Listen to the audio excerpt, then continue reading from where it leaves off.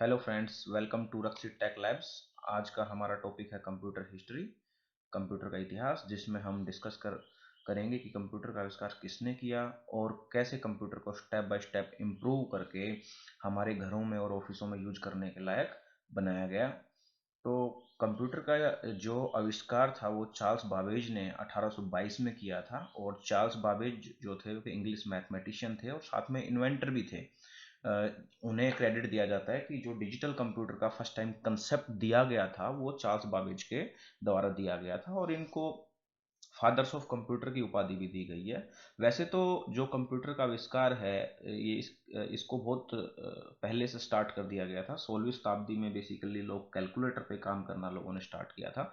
और जब धीरे धीरे लोग कैलकुलेटर को इम्प्रूव कर रहे थे, कैलकुलेटर के फीचर्स को इम्प्रूव कर रहे थे, उसको करते करते फर्स्ट टाइम जो कैलकुलेटर बना वो था हमारे पास एबेकस। जैसा कि आप इस तस्वीर में देख पा रहे हैं, ये जो कैलकुलेटर या मैकेनिकल कैलकुलेटर है और ये आपकी उस टाइम में कैलकुलेशन पर्पज के लिए यूज किया जाता था। तो 1822 में फर्स्ट टाइम चार्ल्स बाबेज ने एक डिजिटल कंप्यूटर के बारे में अपना कंसेप्ट दिया था और बाद में जब वो कंप्यूटर रेडी हो गया तो फर्स्ट उनको ही कंप्यूटर का जनक माना गया।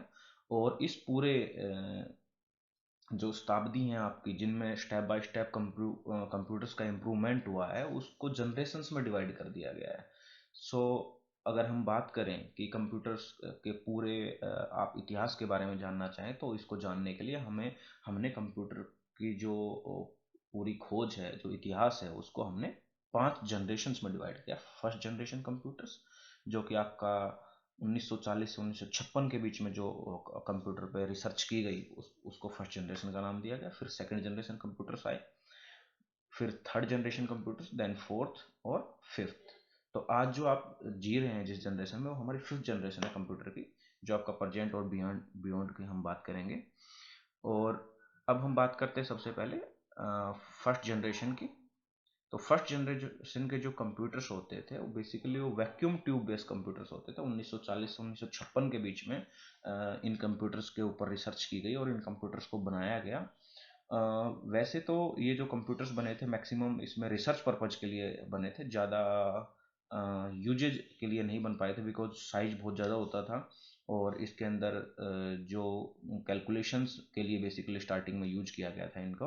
और जैसा कि आप देख पा रहे हैं इस तस्वीर में, जो कंप्यूटर का साइज होता था वो एक कमरे से भी ज़्यादा बड़ा होता था, जिसके अंदर वैक्यूम ट्यूब बेस ये होते थे, जो ग्लास की ट्यूब होती है उसके बेस पे। और बेसिकली इसको कैलकुलेशन और स्टोरेज के पर्पज के लिए यूज किया गया था।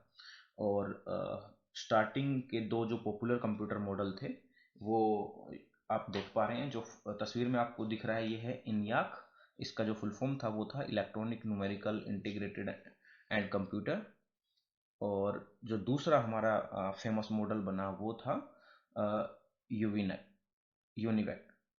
इसको बोलते हैं यूनिवर्सल ऑटोमेटिक कंप्यूटर। तो इन जैसा कि आप तस्वीरों में भी देख पा रहे हैं इनका साइज बहुत ज़्यादा बड़ा होता था और इनको पॉसिबल नहीं था किसी भी ऑफिस में और घरों में यूज करने के लिए। तो कुछ ऑर्गेनाइजेशंस थे जिन्होंने रिसर्च पर्पज के लिए ऐसे कंप्यूटर्स के लिए वो बनाया गया था। अब फर्स्ट जनरेशन के अंदर क्या क्या मेन करेक्टरिस्टिक्स थी उसकी डिस्कस कर लेते हैं। जो इसके अंदर मेन इलेक्ट्रॉनिक कंपोनेंट था वो वैक्यूम ट्यूब था। प्रोग्रामिंग लैंग्वेज मशीन लैंग्वेज थी। मेमोरी जो यूज करते थे वो मैग्नेटिक टेप या मैग्नेटिक ड्रम्स के फॉर्म में होता था। इनपुट और आउटपुट डिवाइस आपकी पेपर टेप होती थी या पंच कार्ड होते थे उस टाइम। और अगर हम स्पीड या साइज की बात करें तो बहुत स्लो होते थे और जो साइज था वो बहुत ज़्यादा लार्ज था, तो इसको आप कमर्शियल पर्पज से कहीं यूज नहीं कर सकते थे इन कंप्यूटर्स को।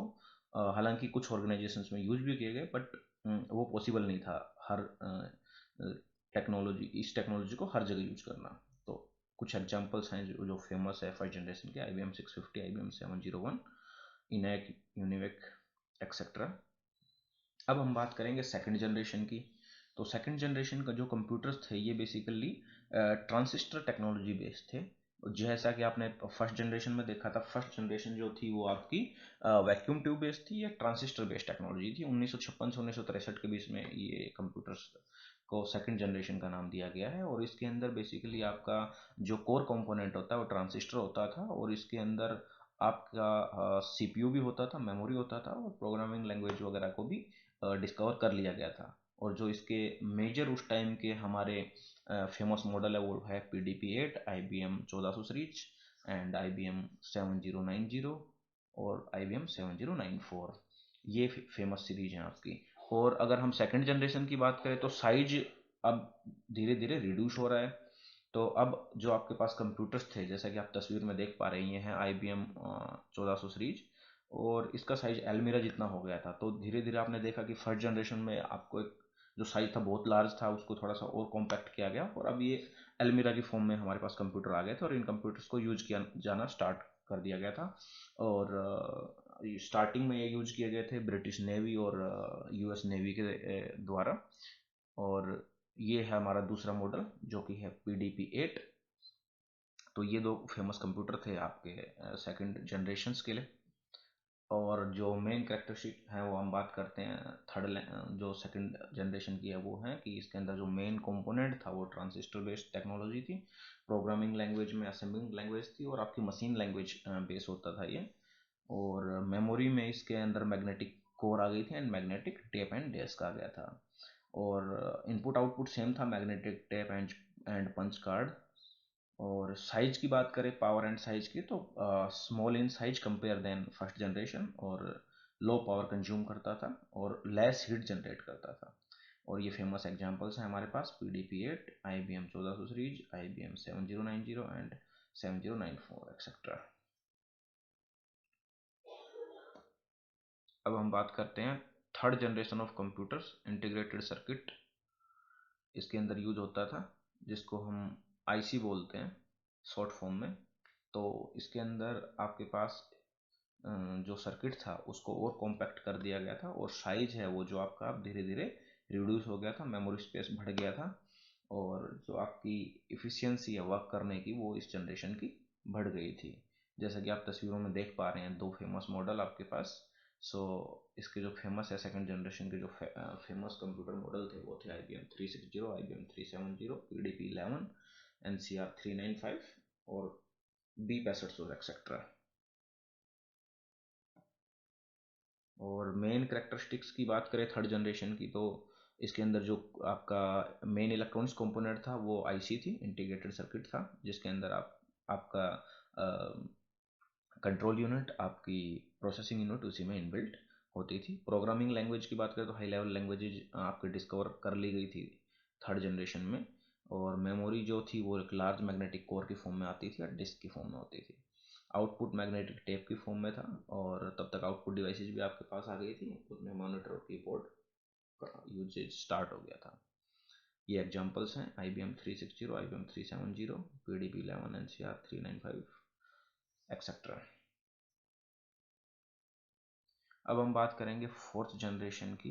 तो जो फोर्थ जनरेशन था, ये कंप्यूटर्स हमने भी देखे हैं, आज भी आप देख सकते हैं। उस फोर्थ जनरेशन में डेस्कटॉप का डिस्कवर हो गया था, और कंप्यूटर का साइज जो वो इतना छोटा हो गया था कि आप उसको एक टेबल पे रख के कहीं भी ऑपरेट कर सकते हैं। ये हमारा फोर्थ जनरेशन था। और इसके अंदर जो बेसिकली कोर कंपोनेंट था वो था माइक्रो प्रोसेसर। अब जो IC थी उसको भी और ज़्यादा इंटीग्रेट करके और ज़्यादा उसके सर्किट को एडवांस टेक्नोलॉजी से इंटीग्रेट करके एक चिप बनाया गया, जिसको बोला गया माइक्रो प्रोसेसर। और इसका एडवांटेज क्या था, इसके अंदर आपके जितने भी अर्थमेटिक लॉजिक यूनिट थी, कंट्रोल फंक्शंस थे, वो सब आपके एक चिप में इनबिल्ट हो गए थे। और उस चिप को, उस माइक्रो चिप को नाम दिया गया था आपका प्रोसेसर या माइक्रो प्रोसेसर। और ये जो जितने भी आपके कंप्यूटर्स होता थे इनको माइक्रो कंप्यूटर्स भी कहा गया, जो आप इजीली एक डेस्क पे, एक बेंच पर रख के यूज कर सकते थे। अब मेन करेक्टरिस्टिक्स की बात करें तो ये इसके अंदर जो कंपोनेंट होते थे वो बेसिकली आपका माइक्रोचिप होता था, जिसको बोला गया VLSI टेक्नोलॉजी, जिसका फुल फॉर्म होता है वेरी लार्ज स्केल इंटीग्रेटेड। तो इसको माइक्रो प्रोसेसर बोलते हैं, जो आपके कंप्लीट कंट्रोल यूनिट को, कंप्लीट प्रोसेसिंग यूनिट को उसके अंदर ही इनबिल्ट कर दिया गया था। और जो इसकी मेमोरी थी वो सेमीकंडक्टर मेमोरी यूज किया गया, जिसको रैम बोला जाता है। और इनपुट और आउटपुट डिवाइसेस की बात करें तो पॉइंटिंग डिवाइस तब तक हमारे डिस्कवर हो गए थे। ऑप्टिकल स्कैनिंग भी था, कीबोर्ड था, मॉनिटर था, प्रिंटर, ये सब आपके इनपुट आउटपुट डिवाइस की फॉर्म में होते थे। और एग्जांपल अगर बात करें तो फेमस मॉडल इनके रहे IBM PC star 1000, Apple series आ गई थी तब तक, मैकिन्टोश है, और अल्ट्रा 8800 एक्सेट्रा। अब हम बात करेंगे फिफ्थ जनरेशन्स की, जो फिफ्थ जनरेशन कंप्यूटर है जिसमें आज हम जी रहे हैं प्रजेंटली, और हम फ्यूचर की बात करें तो फिफ्थ जनरेशन बेसिकली है आपकी AI बेस्ड टेक्नोलॉजी अब आ गई है, आर्टिफिशियल इंटेलिजेंस AI को हम बोलते हैं, जिसके अंदर आप कंप्यूटर को ऑपरेट कर सकते हैं with help of command, with help of your voice, जिसको आर्टिफिशियल इंटेलिजेंस बोला गया है। और इसके सम जो फेमस एग्जांपल है वो आजकल के डेस्कटॉप, जैसे कि आप तस्वीर में देख पा रहे हैं, आजकल के डेस्कटॉप्स हैं, लैपटॉप हैं, और रोबोट्स। रोबोट्स भी हमारी हमारी जो फिफ्थ जनरेशन का पार्ट है, जो आपकी कमांड्स है, जो आपके इनपुट्स हैं, उसके अकॉर्डिंग वो आपके एक्टिविटी को परफॉर्म कर सकते हैं। और आजकल रोबोट्स को भी यूज किया जाता है इंडस्ट्रियल लेवल पे काफ़ी, जहाँ हैवी ड्यूटी वर्क्स होते हैं, जहाँ मल्टीपल कंट्रोलिंग होती है, वहाँ पे रोबोट्स कंप्यूटर को यूज किया जाता है। तो ये सब हमारे एग्जांपल्स हैं फिफ्थ जनरेशन के। तो जो जिस जनरेशन में आज हम जी रहे हैं वो हमारी फिफ्थ जनरेशन है। तो जैसा कि आपने देखा कि स्टार्टिंग जो कंप्यूटर का हुआ था वो वैक्यूम ट्यूब बेस्ड कंप्यूटर होते थे, जो कि एक कमरे से भी बड़े ज़्यादा साइज के होते थे। और अगर हम उस जनरेशन से इस जनरेशन तक की बात करें तो आप देखिए जो फिफ्थ जनरेशन है इसके अंदर कंप्यूटर का साइज है पाम टॉप है, इतना छोटा हो गया कि आप हथेली पर रख के आप विद इन अपने हैंड से ऑपरेट कर सकते हैं, आप अपनी वॉइस कमांड से कंप्यूटर को ऑपरेट कर सकते हैं। तो ये जो कंप्लीट आपकी हिस्ट्री है, इसकी जो इसका पूरा इतिहास है कंप्यूटर का, ये आपकी पूरी एक कंप्लीट जनरेशन है। और अगर इसकी हम बात करें मेन कैरेक्टरिस्टिक फिफ्थ जनरेशन की, तो ये बेसिकली आर्टिफिशियल इंटेलिजेंस बेस है, और इसके अंदर ULSI टेक्नोलॉजी होती है, ultra large scale integration technology use होती है। और जो आपका प्रोसेसर था उसको सिंगल माइक्रोचिप के अंदर ही ये सारी बेनिफिट आपको मिल जाते हैं। तो इसका मेन जो इलेक्ट्रॉनिक कंपोनेंट है वो है प्रोसेसर, जिसको आप बोलते हैं CPU, सेंट्रल प्रोसेसिंग यूनिट, वो हो। और अगर हम लैंग्वेज की बात करें तो इसके अंदर ये ह्यूमन नेचुरल लैंग्वेज को भी अंडरस्टैंड कर सकता है, ह्यूमन लैंग्वेज को भी अंडरस्टूड कर सकता है, जिसको आप AI बोल रहे हैं, वॉइस कमांड बेस्ड जो टेक्नोलॉजी है। साइज इसके पोर्टेबल है एंड वेरी स्मॉल है, आप इजीली कहीं भी ले जा सकते हैं, कैरी कर सकते हैं अपने साथ में। और इनपुट आउटपुट डिवाइसेज की हम बात करें तो आज के पास हमारे पास सारी टेक्नोलॉजी है, ट्रैक पैड है, टच स्क्रीन है, स्पीच इनपुट हम दे सकते हैं, वॉइस बेस्ड कमांड है हमारे पास, लाइट स्कैनिंग स्कैनर्स हैं, कीबोर्ड मॉनिटर, ये सब हमारे आउटपुट डिवाइसेज हैं। तो ये आपकी कंप्लीट हिस्ट्री थी कंप्यूटर की, जिसको हमने कवर किया। आशा करते हैं आपको ये वीडियो अच्छा लगा होगा और आपको जानकारी मिली होगी। Thanks for watching, please like video and subscribe the channel. आप सबसे रिक्वेस्ट है कि चैनल को सब्सक्राइब कीजिए, वीडियो को ज़्यादा से ज़्यादा शेयर कीजिए, ताकि जिन लोगों को कंप्यूटर से रिलेटेड नॉलेज की रिक्वायरमेंट है, या जो लोग स्टडी कर रहे हैं, या जिनको कंप्यूटर के बारे में सीखना है, उन तक ये वीडियो पहुंच सके। धन्यवाद, थैंक यू।